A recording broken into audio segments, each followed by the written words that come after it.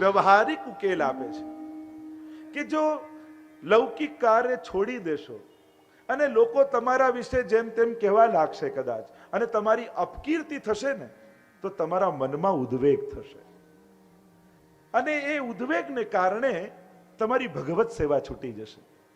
અને એટલા માટે ભગવત સેવા ન છૂટી જાય, ચિત્તમાં ઉદ્વેગ ન થાય, એના માટે કોઈ પણ પ્રકારે વૈષ્ણવે અપકીર્તિ ન થાય એના માટે લૌકિક કાર્યો કરી લેવા. કારણ કે આપણે કોઈ સુરદાસ કુંભનદાસ જેવા નથી કે લોકો જે બોલે બોલે ને આપણને કોઈ ફેર ન પડે.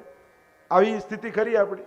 ના, આપણે સાધારણ સંસારી લોકો છીએ અને આપણને હરિરાયજી જાણે છે, આપણે કક્ષાને જાણે છે, અને એટલે માટે હરિરાયજી બહુ વ્યવહારિક ઉકેલ આપતા કહે છે કે વૈષ્ણવે ભલે અનાસક્ત ભાવે પણ લૌકિક કાર્યો કરી લેવા. કોઈને ત્યાં એકવાર જઈને ચા પી લેવાથી શાંતિ થતી હોય તો પછી આટલા બધા મહિનો સુધી ઉપાડા ચાલે એવું કરવું જ શા માટે? ટૂંકાણમાં પતિ જતું હોય તો લાંબુ ખેંચવું શા માટે? અને એટલા માટે વૈષ્ણવે વ્યવહારમાં બહુ ચતુર રહે, વ્યવહારમાં ચતુર રહે. મેં કહ્યું ને, પ્રેમ પ્રભુને કરવો, પણ સંસારમાં વ્યવહાર કુશળ રહેવું. ભગવાનમાં કદાચ વ્યવહાર કુશળ નહીં રહો તો ચાલશે, પણ સંસારમાં વ્યવહાર કુશળ રહેવું. જ્યારે પણ આપણી હાજરીની જરૂર પડે પહોંચી જવું, પૂછી લેવું, મદદમાં આવી જવું. તમારા ઠાકોરજીને કારણે તમારા પરિવાર કે તમારા કુટુંબ કે તમારા સગા સંબંધીઓમાં ક્યાંય પણ પ્રભુની નિંદા કરવાનો વારો આવે એવા સંજોગો ઊભા નહીં થવા દેવા. બહુ વિવેક રાખવો, ચતુરાઈ રાખવી કે આપણે ભક્તિને કારણે કોઈ આપણા ગુરુ, કોઈ આપણા પ્રભુ, કોઈ આપણા ધર્મ વિશે કાંઈ ખોટું ન બોલી જાય, એટલે વ્યવહારમાં ચતુર રહેવું.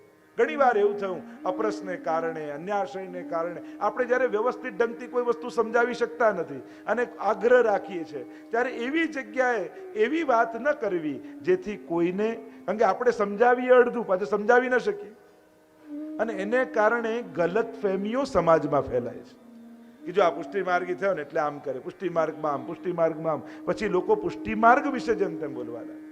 અને એટલા માટે સાવધાની રાખવી. યા પૂરું સમજાવો, યા પછી એવી વાત છેડો જ નહીં જે તમે સમજાવી ન શકતા હો. લોકો સમજાવે નહીં, અડધું બોલીને નીકળી જાય, લોકોને ધર્મ વિશે બોલવાનો મોકો મળે.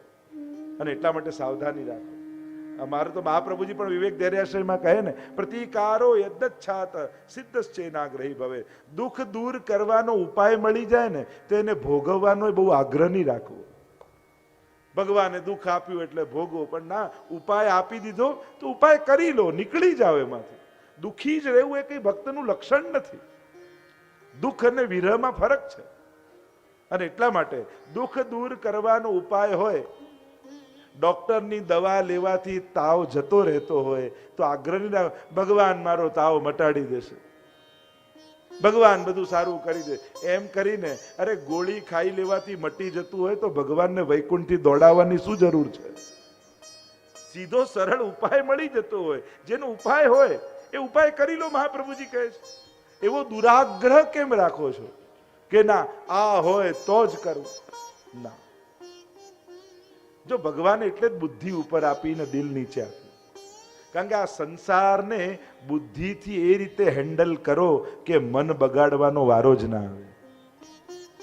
આપણી તકલીફ એ, જ્યાં બુદ્ધિ લગાડવાનું હોય ત્યાં દિલ લગાડી દઈએ, જ્યાં દિલ લગાડવાનું હોય ત્યાં બુદ્ધિ લગાડવા દઈએ. ભગવાનમાં દિલ આપવાનું છે તો ત્યાં બુદ્ધિ લગાડ, જારીજી આમ ભરવાની, અહીંયા રાખવાના, આ શિંગાર આમ ધરવાનું, આમ કરવાનું, ત્યાં બધી બુદ્ધિ લગાડી. અને દુકાનમાં બુદ્ધિ લગાડવાની હોય ત્યાં દિલ લગાડી દઈએ. ઊંધું સીધું કરીએ છીએ આપણે. અને એટલા માટે બુદ્ધિ એ રીતે વાપરો, એ રીતે એનો ઉપયોગ કરો કે બધા વ્યક્તિ મન સુધી ન પહોંચી શકે. એનો બુદ્ધિથી ઉકેલ ગોતી લો. બુદ્ધિ પ્રભુ એટલા માટે જ આપી છે. અને એટલા માટે અહીંયા હરિરાયજી કહે છે કે દુઃખ દૂર કરવાનું, વ્યવહાર કુશળ, વ્યવહાર કરી લેવાથી ઉદ્વેગ શાંત થઈ જતો હોય તો પછી વ્યવહાર કુશળ બની જવું. ઘણીવાર આપણે વ્યવહાર કુશળ નથી બનતા એટલે એક દિવસ એવો આવે છે કે ઘરમાંથી સેવા છોડવાનો વારો આવી જાય. અમે તો ઘણી જગ્યાએ એવો દુરાગ્રહ, અઠાગ્રહ કરી દે. જ્યારે પરિવારને તમારી જરૂર છે એ સમયે તમે બધું છોડીને સેવામાં જતા રહો છો. અને જો પરિવારમાં બધાને ભાવ ન હોય તો ઘણીવાર એવું થઈ જાય કે તમારા ઠાકોરજી બધાને ખટકવા લાગે કે આ ઠાકોરજીની સેવા કરે છે ને એટલે અમારું ધ્યાન નથી રાખતા, એટલે આમ કરતા નથી, એટલે આમ કર, એટલે સંસારને તમારા અને ઠાકોરજી પ્રત્યે દુર્ભાવ આવવા લાગે. એના કરતા એવું કરો કે ચલો બધા ઓફિસે જાય પછી ઠાકોરજીને જગાડીને સેવા કરીશું. કારણ કે સંસાર છોડી શકવાના નથી અને સંસારના લોકો સમજતા નથી. ઉત્તમ પક્ષ તો એ છે કે કોઈની ચિંતા કરે વગર ભગવાનને ભજો, પણ આપણે એવી ઉત્તમ અવસ્થામાં નથી કે લોકો જેમ તેમ બોલે તો આપણને ઉદ્વેગ ન થાય. આપણને તો એક એક શબ્દ અડી જાય છે, એક એક અક્ષરો અડી જાય છે. અપમાન જરાય સહન થતું નથી. ઉલટાનું પ્રશંસા કરનારાઓને ભૂલી જઈએ, પણ જેણે આપણું અપમાન કર્યું હોય ને તો જિંદગીભર ના ભૂલીએ. એવું થાય ને, જેણે અપમાન કર્યું એને જિંદગીભર ભૂલીએ નહીં. તો માણસની તકલીફ જ આ છે. અને એટલા માટે હરિરાયજી કહે કે તમે આ રીતે કરો. આમ કરીને 5મા શિક્ષાપત્રને વિરામ આપીએ. પ્રવેશ કરી 6ઠ્ઠા શિક્ષાપત્રમાં, અને એનું વિષય છે ધૈર્યનું રક્ષણ અને જીવોના ભેદ. આ પ્રધાન વિષય 15 શ્લોકમાં 6ઠ્ઠા શિક્ષાપત્ર લખ્યો છે હરિરાય મહાપ્રભુજીએ. અને એનું વર્ણન કરતા હવે હરિરાયજી, કારણ કે હવે ગોપેશ્વરજીના વહુજી લીલા કરી ગયા અને આ સમાચાર હવે હરિરાયજીને મળ્યા. 5 પત્રો લખી દીધા અને 6ઠ્ઠો પત્ર સમાચાર મળ્યા પછીનો છે. અને એટલા માટે હવે હરિરાયજી લખે છે કે ગોપેશ્વરજી, આપના વહુજી લીલા કરી ગયા, આપનું ગ્રહભંગ થયું છે, એના સમાચાર મને મળ્યા. અને સમાચાર સાંભળતાની સાથે હૃદયમાં બહુ શોક થયો છે.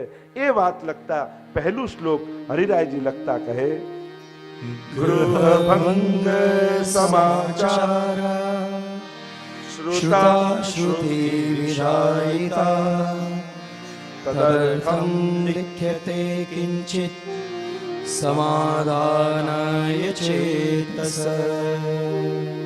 ગૃહભંગ સમાચારાઃ શ્રુતાઃ શ્રુતિ વિષાયિતાઃ.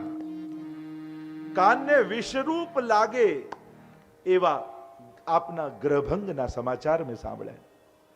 કોઈ સંસારમાંથી એક વ્યક્તિ ઓછો થયો એનું દુઃખ નથી, પણ ભગવત સેવામાંથી એક વૈષ્ણવ ગયો એનો ખેદ છે. આપણે ત્યાં તો કોઈ લગ્ન કરીને બી આવે ને અને એમ કહીએ તો એમ કે ચલો ઘરમાં એક વૈષ્ણવ વધ્યો, આવો ભાવ આપણે રાખીએ. આપણે ત્યાં તો વૈષ્ણવતાના સગાઓમાં પણ વૈષ્ણવતાનો, એટલે આપણે ત્યાં પવિત્રા એકાદશી આદિ આવે ને ત્યારે એવો નિયમ છે કે આપણે ત્યાં પ્રભુને પવિત્ર ધરાવીએ, ગુરુને ધરાવીએ, પણ વૈષ્ણવો પણ એકબીજાને પવિત્ર ધરાવે એ દિવસે. ભલે નજીકના સગા હોય, ભલે મોટી ઉંમરના દાદા હોય ને પૌત્રો 5 વર્ષનો હોય, તો દાદાએ પણ વૈષ્ણવ જાણી એને પવિત્ર ધરાવે. અમારા વલ્લભકુલમાં એવું હોય, પવિત્ર બારસ આવે ત્યારે 5 વર્ષનો પૌત્ર હોય ને અમારા વડીલ આચાર્યો દાદા 80 વર્ષના હોય, તો એ વલ્લભકુલ છે, એની અંદર વલ્લભ બિરાજેલા છે એવો ભાવ રાખીને 80 વર્ષના આચાર્ય એ 5 વર્ષના વલ્લભકુલના બાળકને પવિત્ર ધરાવી એને દંડવત કરે અને મિશ્રી આરોગાવે. જય. આવી પરંપરા આપણા વલ્લભકુલમાં છે. અને જેમ અમે વલ્લભકુલનું ગૌરવ લઈએ છે એમ તમારે પણ ગૌરવ રાખવું જોઈએ. અમે વૈષ્ણવ કુળના છીએ. તમારું વૈષ્ણવ કુળ કઈ નાનું છે, તમે વૈષ્ણવ કુળના સંતાન છો, એ વાતનું ગૌરવ તમારે પણ રાખવું જોઈએ. અમે વૈષ્ણવના સંતાન છે. અને આપણે ત્યાં આ વિવેક, જ્યારે પણ સત્સંગ ઘરે હોય, હવેલીમાં ગયા હોઈએ, એવા અલૌકિક સ્થાને જઈએ ત્યારે ઘરના સ્વજનોમાં પણ વૈષ્ણવતાનો ભાવ રાખો. ત્યારે પછી સંબંધી, લૌકિક સંબંધી નહીં જાણવા, પછી કંઠીના સંબંધી જાણવા. કહ્યું એ શોકને દૂર કરવા માટે હવે હું પત્ર લખી રહ્યો છું. મેં પણ સમાચાર સાંભળ્યા. અને આપણે ત્યાં તો એટલે જ મહાપ્રભુજી પધાર્યા સ્વધામ, એને કહેવાય આસુર વ્યામોહ લીલા. આપણે ત્યાં પુષ્ટિ માર્ગીય શબ્દ છે. આપણે ત્યાં એમ નથી કહેતા ધામમાં ગયા કે દેહ છોડ્યો, કે આપણે ત્યાં વલ્લભકુલ માટે કહીએ આ દિવસે આસુર વ્યામોહ લીલા કરી. આસુર વ્યામોહ લીલા એટલે આસુરી જીવોને મોહ પમાડે એવી લીલા, એને આસુર વ્યામોહ લીલા. કારણ કે પુષ્ટિ જીવો માટે મહાપ્રભુજી ક્યાંય નથી ગયા, આજે પણ ભૂતલ પર જ બિરાજે છે. આવો ભાવ આપણે.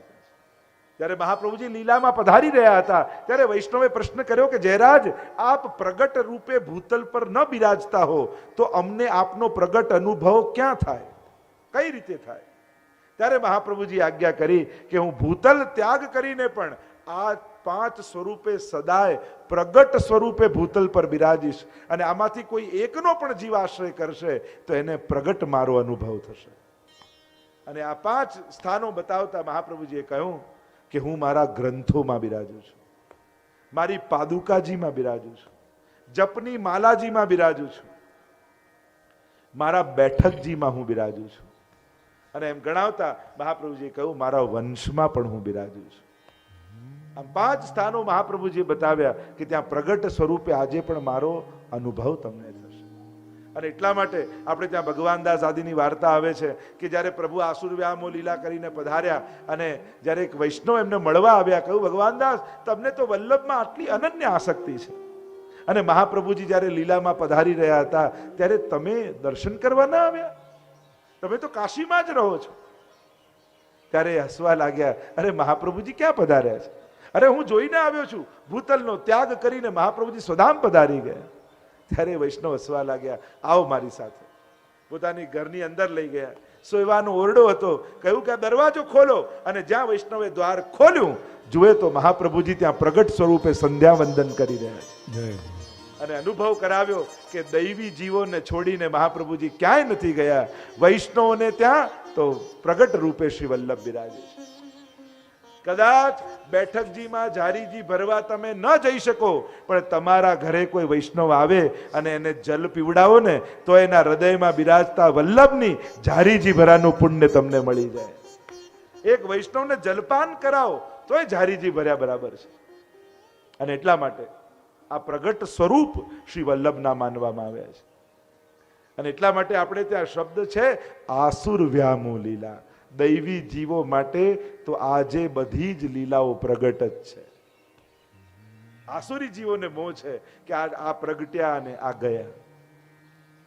આગળ ઉપદેશ આપતા 3જા શ્લોકમાં શ્રી હરિરાયજી શોકને દૂર કરવા માટે પ્રભુનું સર્વ સામર્થ્યપણું સમજાવતા 3જા શ્લોકમાં આજ્ઞા કરે, સર્વેશ્વરશ્ચ સર્વજ્ઞ કૃષ્ણ સકરુણ સદા